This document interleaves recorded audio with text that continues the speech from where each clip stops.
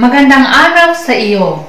Ako po si Teacher Junicia, ang iyong magiging gabay sa aralin mo sa Araling Panlipunan tungkol sa ang kaugnayan ng kapaligiran sa pamumuhay ng ating lalawigan at ang rehiyong CAR.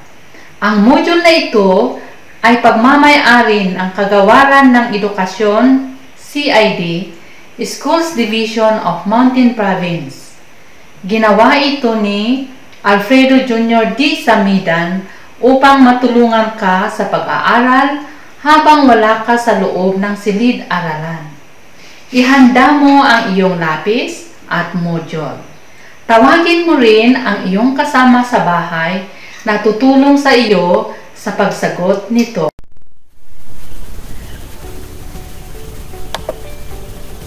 Ang paksa natin ay tungkol sa ang kaugnayan ng kapaligiran sa pamumuhay ng ating lalawigan at ang rehiyong CAR. Module sa Araling Panlipunan ng ikatlong baitang. Kaapat na quarter, unang linggo. Ang layunin ay naipapaliwanag ang kaugnayan ng kapaligiran sa uri ng pamumuhay ng mamamayan sa lalawigan, sa kinabibilangang rehiyon at sa mga lalawigan ng ibang rehiyon.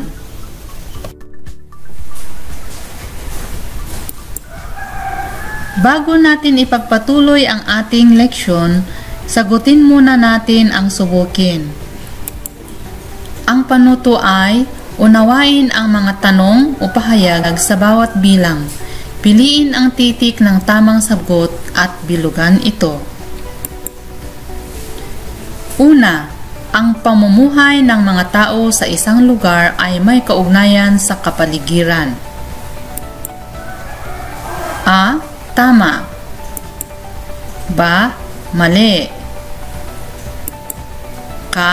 Hindi sigurado. Ang tamang sagot ay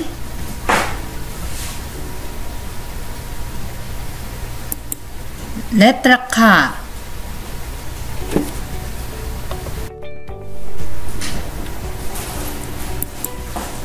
Ikalawang tanong, anong buwan ang tag-ulan sa Pilipinas? A. Enero hanggang Marso. B. Hunyo hanggang Oktubre. K. Disyembre hanggang Enero. Ang tamang sagot ay letra B. Hunyo hanggang Oktubre.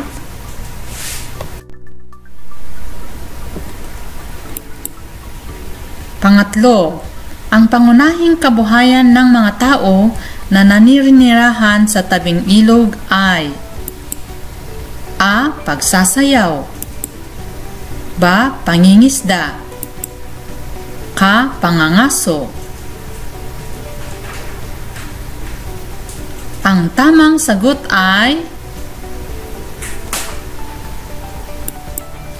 letra B.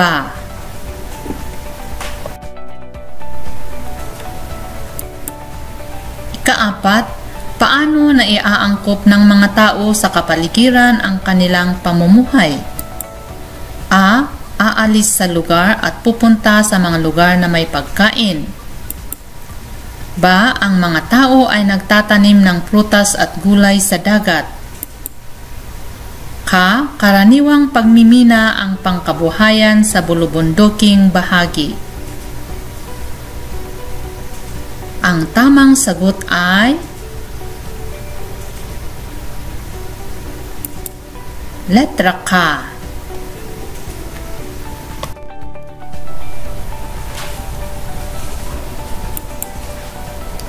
Ikalima, ano ang maaari mong magawa bilang mag-aaral upang mapadali ang isang gawain sa iyong kapaligiran? A. Walang pakialam sa nangyayari sa kapaligiran. B. Pag-aralan ang mga trabaho at gawin kung kaya. K. Matutulog na lang ako dahil tamad akong magtrabaho. Ang tamang sagot ay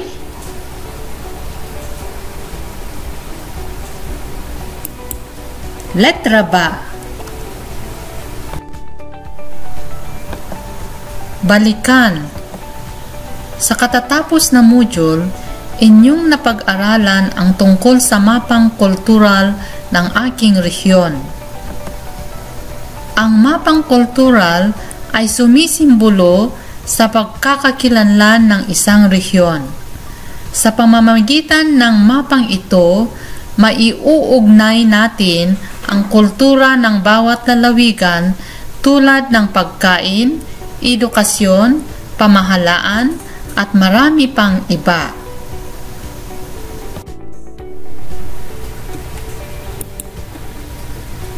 Dadako naman tayo sa tuklasin. Hanapin mo sa loob ng kahon at bilugan ang mga salita na nasa ibaba na may kinalaman sa mga lalawigan na bumubuo sa rehiyong CAR. Ito ang talahanayan. Ito naman ang mga listaan ng mga lalawigan na iyong bibilugan.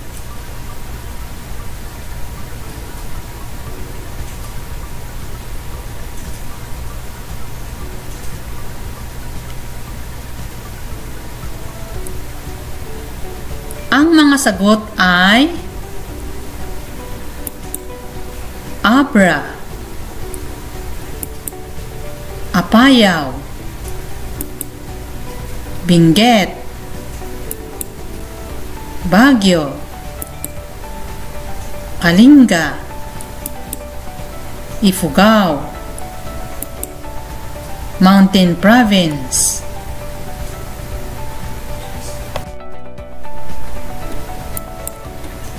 Saan nanggaling ang ikinabubuhay ng mga tao sa iyong lugar? Ano ang kaugnayan ng kapaligiran sa uri ng pamumuhay sa inyong lalawigan? Ating alamin ang pamumuhay ng mga tao sa Cordillera Administrative Region o tinatawag na CAR. Ang CAR ay maburol at mabundok na anyo ng lupa at ang tanging rehiyon na napapaligiran ng kalupaan. Tinatawag din siyang Watershed Cradle of the North dahil naiimbak sa kabundukan ang tubig na nagsisilbing patubig sa iba pang mas mababang lugar sa Hilagang Luzon.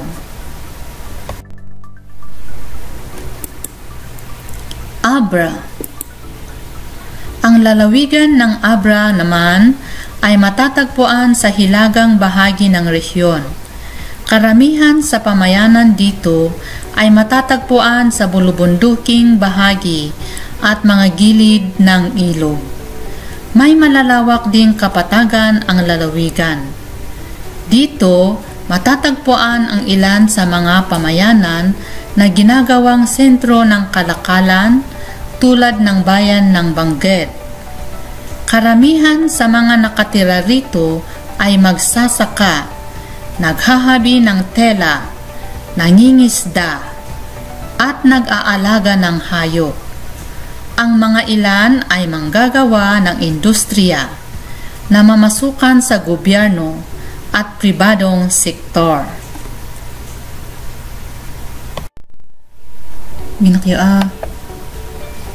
Apayao. Ang lalawigan ng Apayao ay matatagpuan sa silangan ng Ilocos Norte. Katulad sa lalawigan ng Abra, may mga pamayanan ding matatagpuan sa mga bundok, kapatagan at tabing ilog. Karamihan sa mga nakatira dito ay magsasaka, nag-aalaga ng mga hayop at manggagawa. Benguet. Ang lalawigan ng Benguet ay nabiyayaan ng malamig na klima. Ito ang tinaguriang salad bowl ng Pilipinas dahil dito nagmumula ang mga sariwang gulay at prutas, gaya ng repolyo at strawberry. Makikita rin dito ang magaganda at makukulay na bulaklak.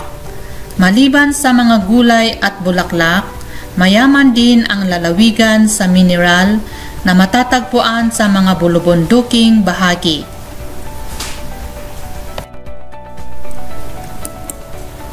Lungsod ng Baguio. Ang lungsod ng Baguio ay nakapaloob sa lalawigan ng Benguet.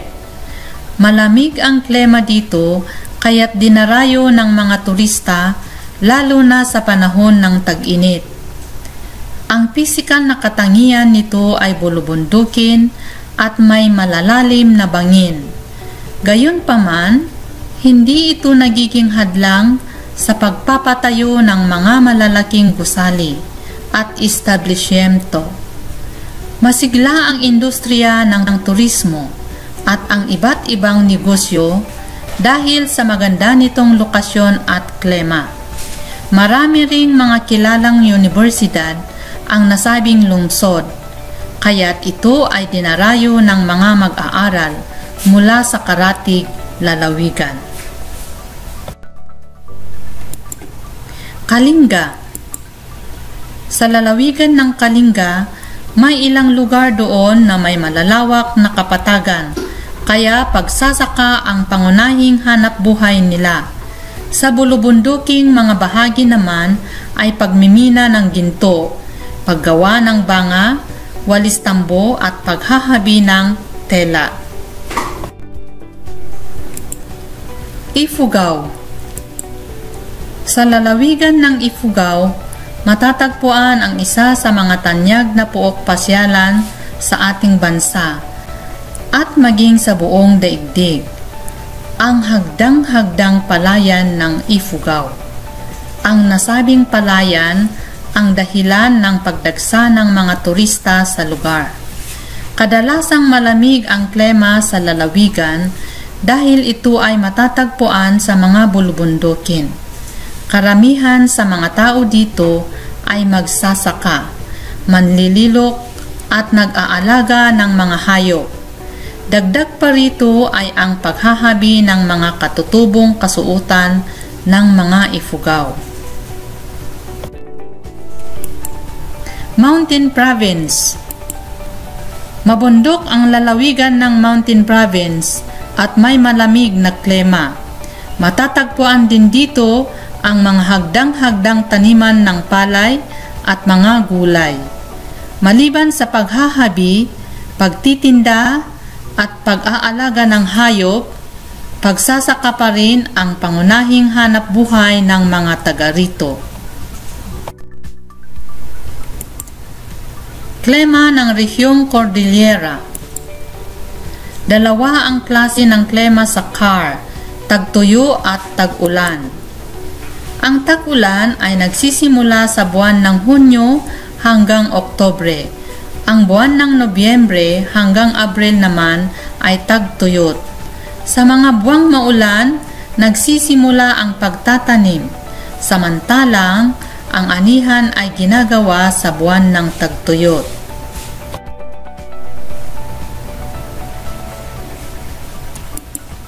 Ang susunod naman ay pagyamanin. Pinatnubayang gawain 1, kilalanin mo. Panuto, lagyan ng check kung ang isinasad ng pangungusap ay tama at lagyan ng ikes kung hindi. Mga pangungusap. Halimbawa, ang ilang mga taga-Ifugao ay paglililok ang kabuhayan. Ang tamang sagot ay tama.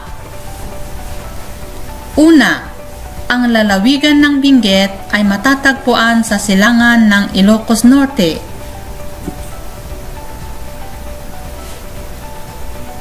Ang sagot ay mali.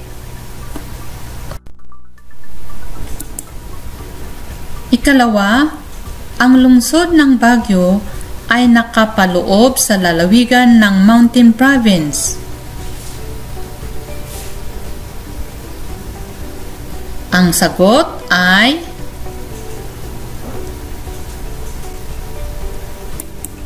mali. Katlo, pagtatanim ang pangunahing hanapbuhay ng mga mamamayan sa CAR. sagot ay tama. Number 4 or ika-4, watershed, cradle of the north ang tawag sa Khar dahil nag-iimbak ng tubig na nagsisilbing patubig sa mas mababang lugar. Ang sagot ay tama. Kalima, ang dalawang klase ng krema ng Khar ay tagsibol at taglagas. Ang sagot ay mali. Pagtatasa 1. Unang tanong, ilan ang tamang sagot sa gawain 1? Ang sagot ay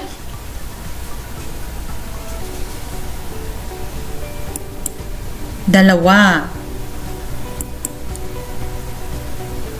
Ikalawang tanong, ilan ang maling sagot? Ang sagot ay tatlo.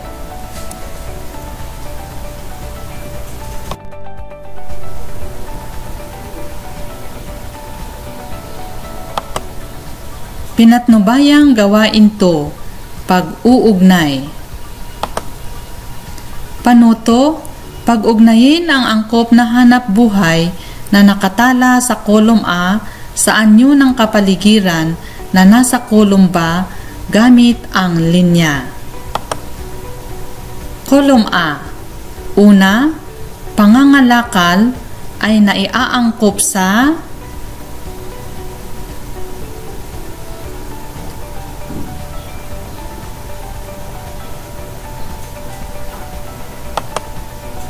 da, sentro ng komersyo. Kalawa, pangingisda na iaangkop sa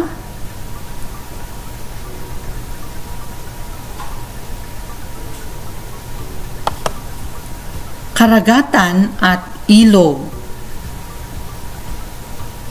Katlo, pagmimina ay naiaangkop sa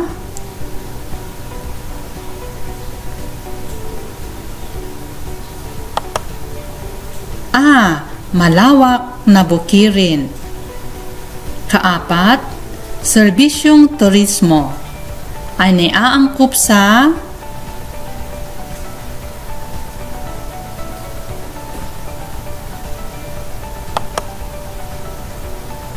E, lugar na pasyalan. Kalima, pagsasaka ay naiaangkop sa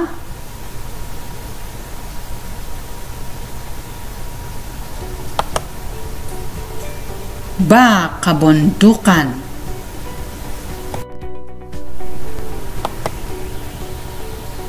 Pagtatasa 2. Magbigay ng dalawang pangunahing hanapbuhay ng mga taga-Cordillera.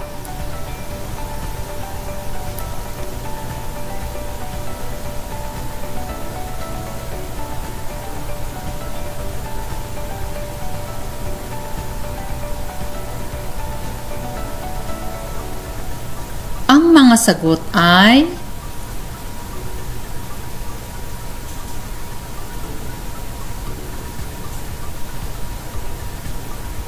pagtatanim ng gulay o palay. Kalawa, pagmimina.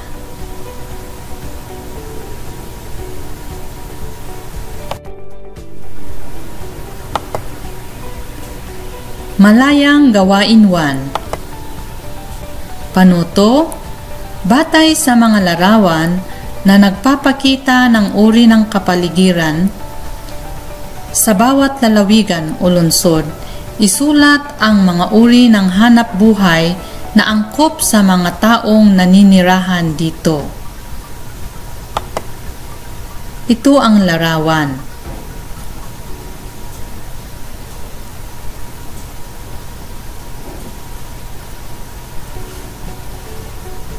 Ang sagot ay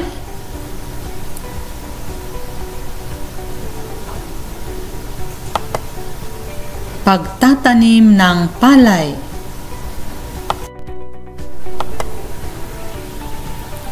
Kalawa, ito ang larawan.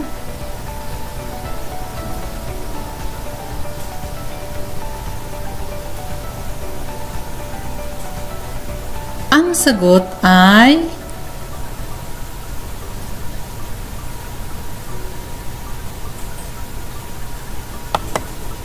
pag-aalaga ng hayop.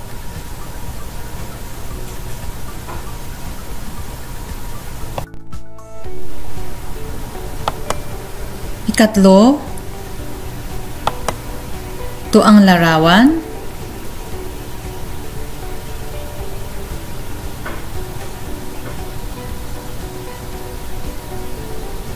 Ang sagot ay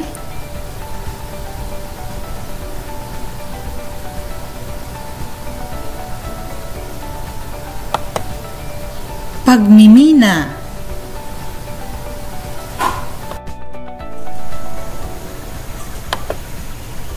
Pagtatasa sa malayang gawain 1. Unang tanong, aling larawan ang nagpapakita ng hanap buhay sa ating lalawigan ng Mountain Province?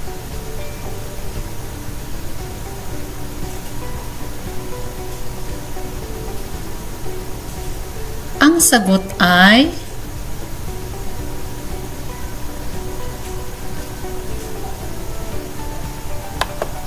pagtatanim ng palay. Ikalawang tanong, bakit mo nasabi ito ang hanap buhay ng ating lalawigan?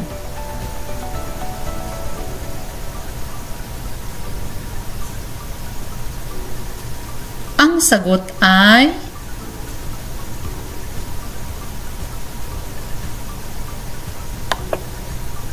dahil naiaangkop sa ating kapaligiran.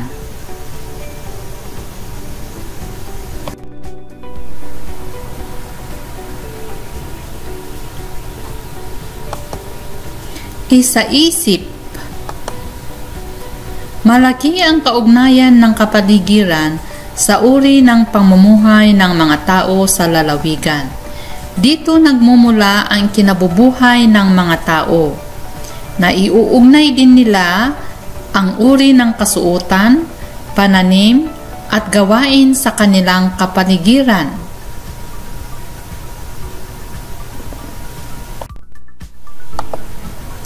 Isagawa. Panuto, gumuhit ng pamumuhay sa iyong kapaligiran. Iguhit sa pahinang ito. Punta naman tayo sa tayahin.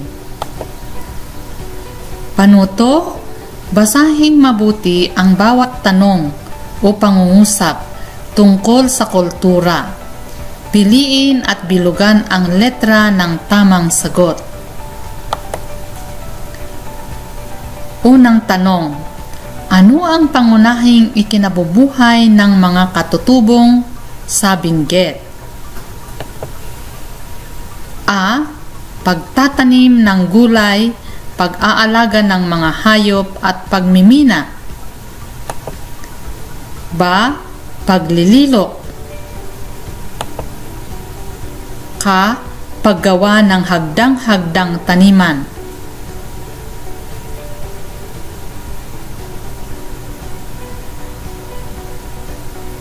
Ang tamang sagot ay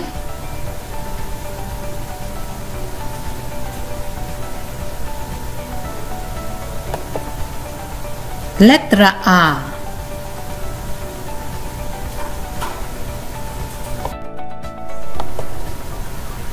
Ikalawang tanong, anong rehiyong ang tinatawag na watershed cradle of the North? A. Arm. B. Caraga. C. Car.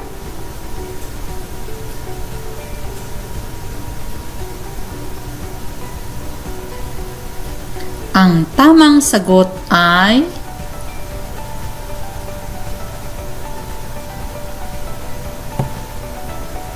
letra K.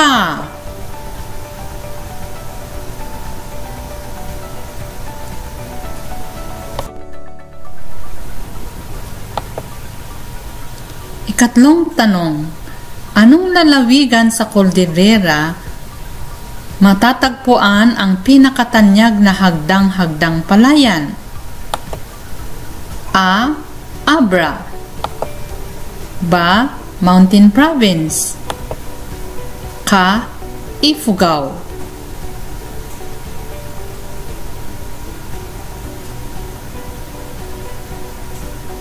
Ang tamang sagot ay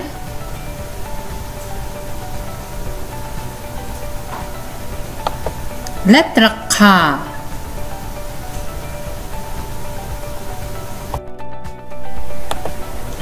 Kaapat, ito ay lalawigan sa Cordillera na tinataguriang salad bowl ng Pilipinas.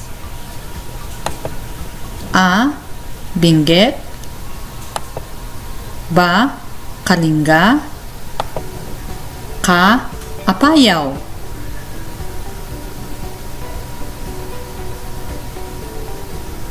Ang tamang sagot ay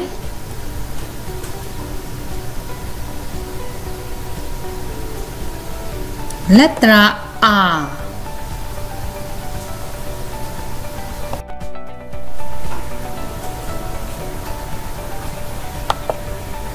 Panglima, ano ang maaari mong magawa bilang mag-aaral upang mapadali ang gawain sa iyong kapaligiran? A. Walang pakialam sa nangyayari sa kapaligiran. B. Pag-aralan ang mga trabaho at gawin kung kaya. K. Matutulog na lang ako dahil tamad akong magtrabaho.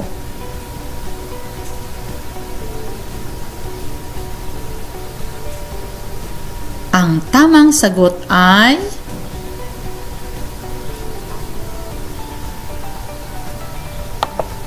letra B.